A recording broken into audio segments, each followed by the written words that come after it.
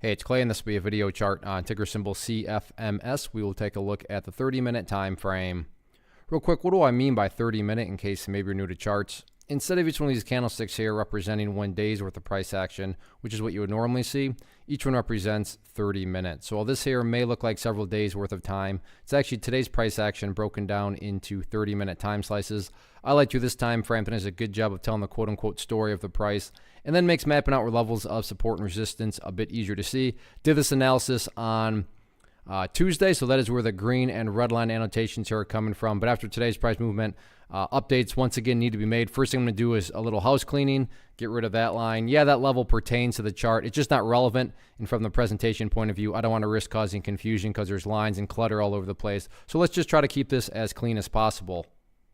First update that needs to be done comes about based on a foundational rule in charting, which states when levels of resistance are broken and closed above, you want to see them act as support. So that is what needs to happen here. For those of you that did watch the video from Tuesday, talked about 230-ish as that area of resistance, but now that the price is up above it, that's what I would classify as the ideal level of support, meaning, Clay, what would make this chart look the best going forward? Definitely if the price can stay up above 230. With that being said, though, if the price falls below it, that doesn't mean the entire chart's destroyed or anything like that. But yeah, if the price could stay up above there, that would definitely be a nice sign of power on the bulls' part. As I've talked about in the past, and I'm going to continue to talk about, from the bigger picture of things and just measuring the health of the overall move, that right there being defined as the overall move. Just keep an eye on the purple line right there, the 50-period simple moving average. Keyword being moving. As time goes by, that line will just continue to move itself higher and higher. So in a very simplistic way to look at all this, as long as the price stays above that purple line, as the line itself moves higher and higher, then the bulls are in full health, the bulls are in full control.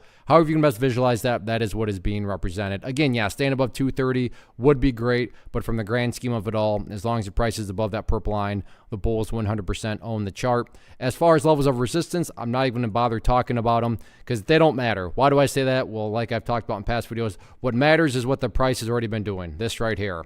As long as the price keeps on building these higher lows higher and higher, or if you want to picture these as stair steps, then for you longer term holders, as I'm sure you've noticed, everything else will eventually take care of itself, including breaking levels of resistance. So just focus on those healthy consolidations, focus on building higher bases, and sit back and just let the trend continue to build upon itself.